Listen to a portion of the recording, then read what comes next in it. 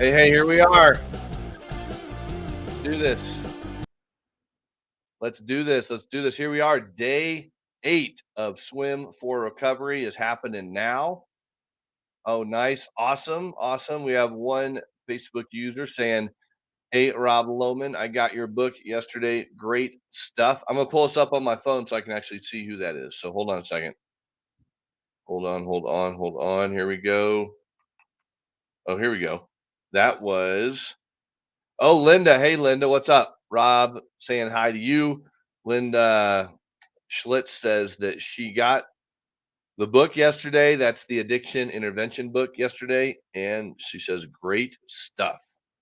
So thanks a bunch. And today we're doing Courtney's story. And she gave a good little heart up there on the screen. So awesome. Here we go. So, hey, it is day 8 of Swim for Recovery campaign. And please share the post when you have a minute to just let people know. Share it now so they can hop on live if you want. And I mean, heck, let us know where you're tapping in from, what part of the country you're in. Kind of helps create community.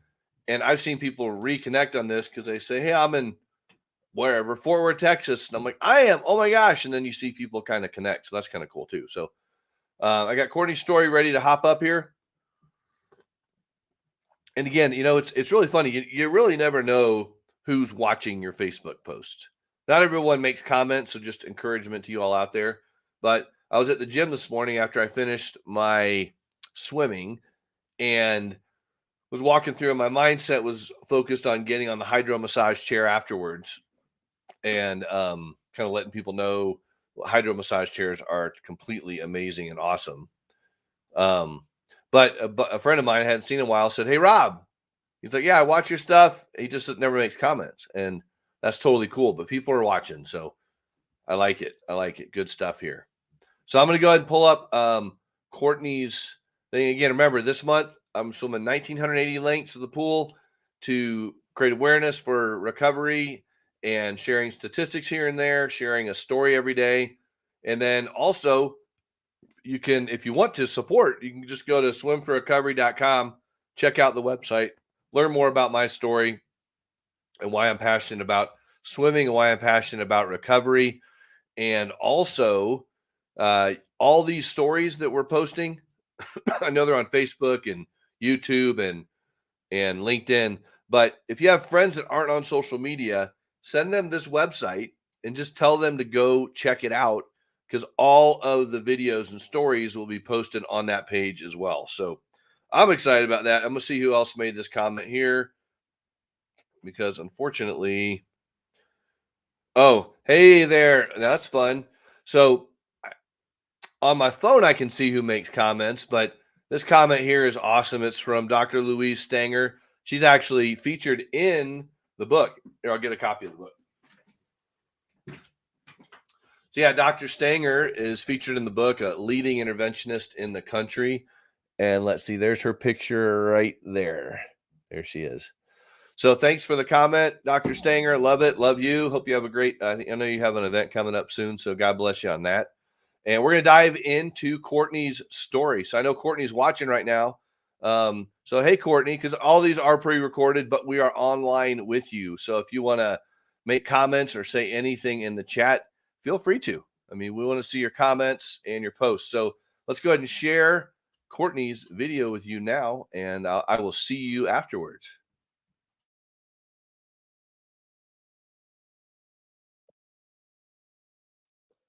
Hello, and thanks so much for coming on to share your story. I'm going to let you introduce yourself, but thanks for coming on to share your story and just being vulnerable with people in the month of September during the Swim for Recovery campaign to increase awareness for people about addiction and people that can truly change and transform their lives.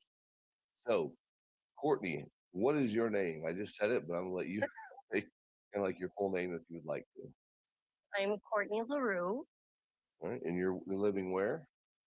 Fort Myers, Florida, All right, awesome. And your sobriety date is April 14th, 2016. into that. And what was your drug of choice or addiction of choice? Meth, heroin, opiates, and alcohol.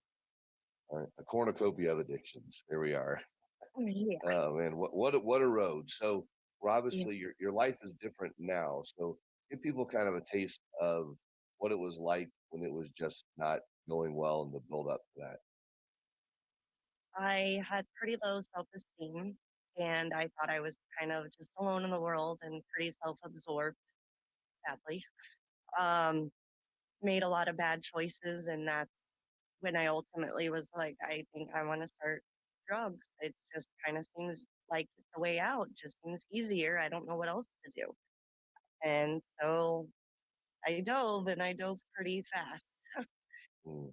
Yeah, the way out, and the way out of what? Life, reality. Um, I didn't handle things well. Sometimes I still don't, but I now know the process and the tools that I need. But I just didn't want to feel anything. I didn't want to acknowledge it. I didn't want to deal with it, feel it, admit it, nothing.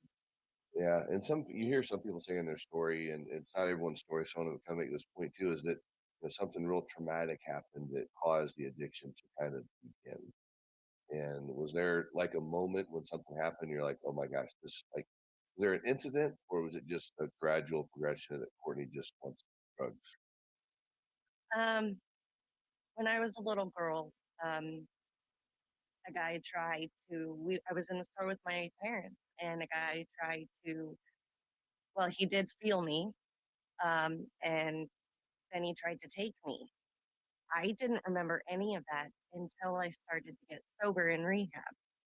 And so I virtually put band aid on a band aid on a band aid. And I rehashed all these things that did happen to me when I was younger that I didn't even remember. And it clearly affected me much more than I thought it did.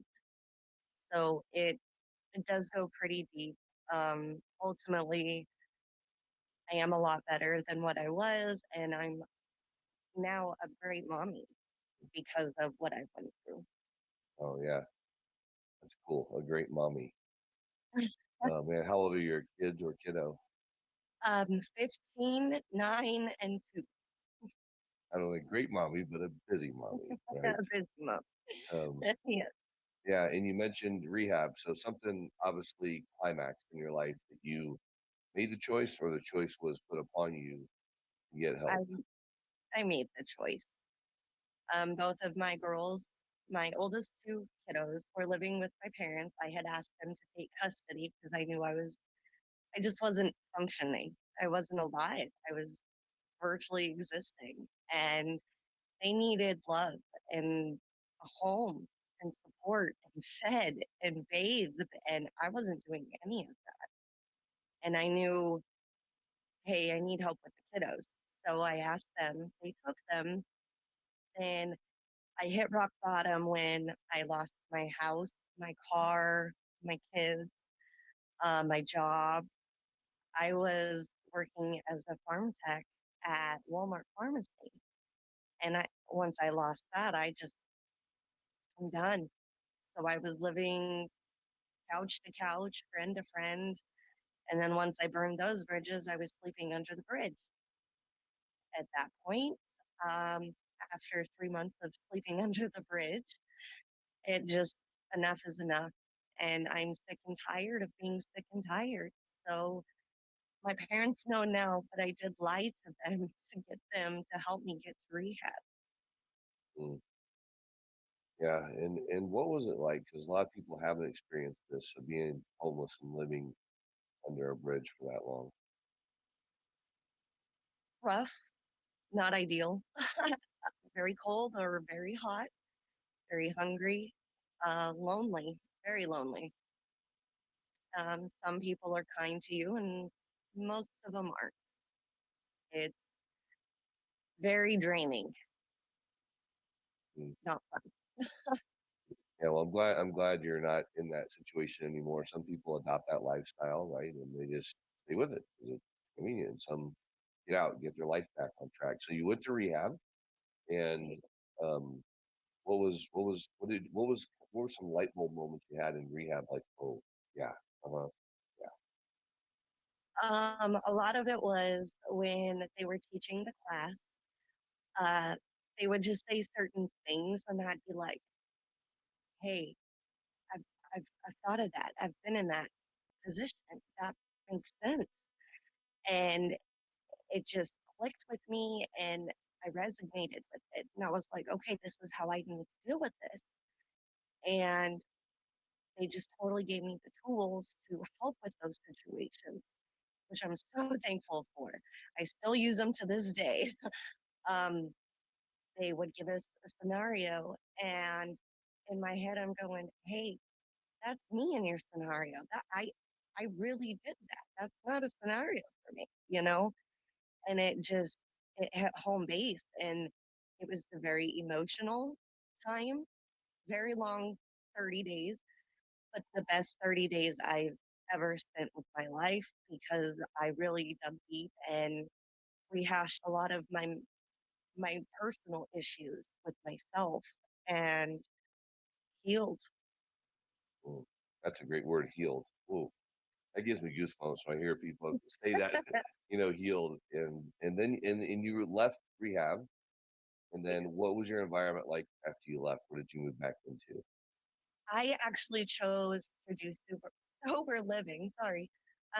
So my mom and dad let me go back and stay with them, but they limited me to 1 week. They said you can stay 1 week and then you need to figure it out. And I was scared. I was so scared. But I got into sober living in Pueblo, Colorado. I was there for 4 months, and I had a setback because I was working at Sonic, and a guy tried to tip me one night with methamphetamine. And that was the first time I had seen it since before I went to rehab. So I literally lost my mind. I like everything I learned just like went out the window. And I was like, I don't know what to do. I did know, but I didn't comprehend it. Um, I wound up drinking that night because there was a liquor store half a block from my house at sober living, and I got virtually kicked out because I drank. Yeah, a big eye opener. Now, did the guy that offered you the meth, did he know you? No, Okay, yeah, I didn't know. Sometimes those people in our life come back and just say, "Hey," yeah, So you got kicked out of sober living, and again, we're talking.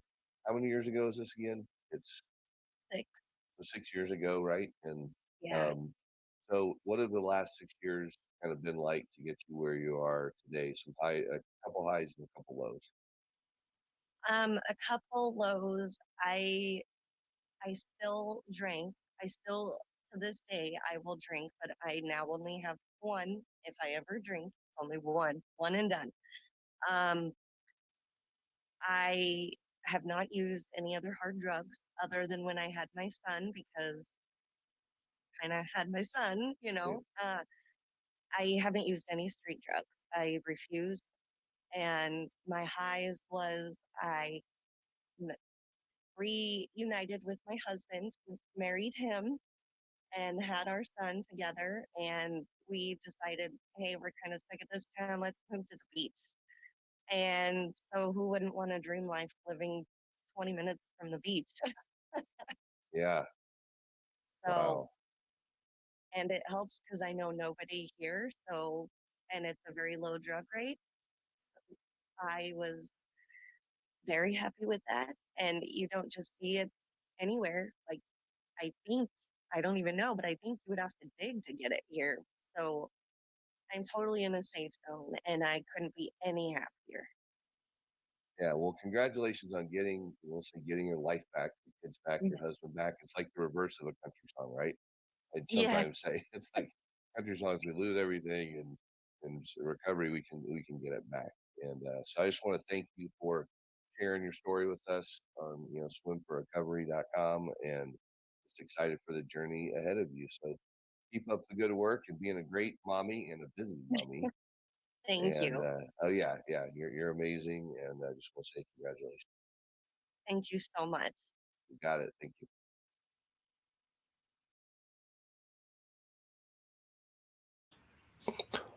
All right, there you have it. Another story on swimforrecovery.com.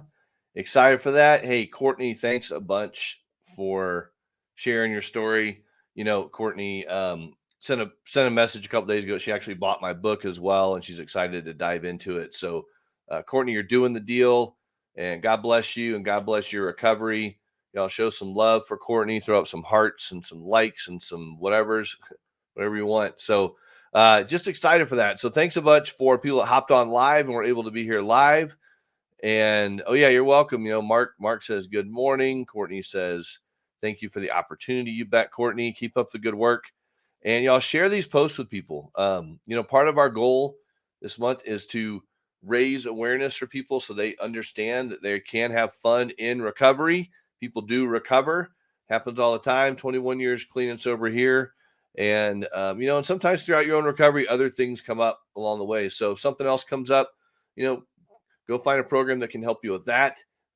Counseling, therapy. I'm a huge fan of counseling, coaching, and community. So those three things I think are essential. But go to SwimForRecovery.com. We'll post Courtney's video up there later today. But all the other 7 interviews are up on that. And let's see, tomorrow is the 9th. So tomorrow I'm going to share a little bit of my recovery story with you all and just kind of tell you more about my journey. And I chose the 9th because that 9th is the month I was born in September.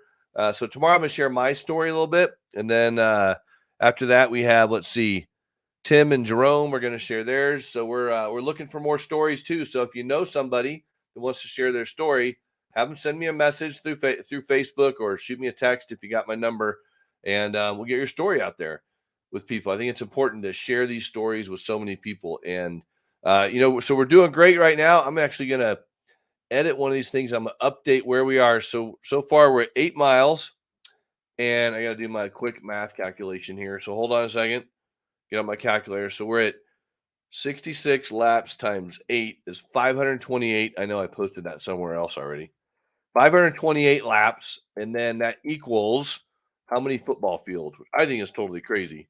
17.6 times 66. Oh, that's not right. Oops, hold on. 8. Whoops, hold on. Times 8. 140. 140.8. Okay. So here's where we are. So far, 8 miles. It's a mile a day, 528 laps, 140.8 football fields in length. So if you need help, no matter where you live in the country, most big cities have crisis centers. So look up a crisis center if you need immediate help. If you need intervention help or coaching help, just reach out to me. We'll figure out if I'm the right fit for you and you're the right fit for me, but also get you plugged into the right resources. And if you need resources, I mean, this is a good resource, and I'm not just saying it because I wrote it, but go pick up a copy of the addiction intervention book today or send it to someone that needs the help.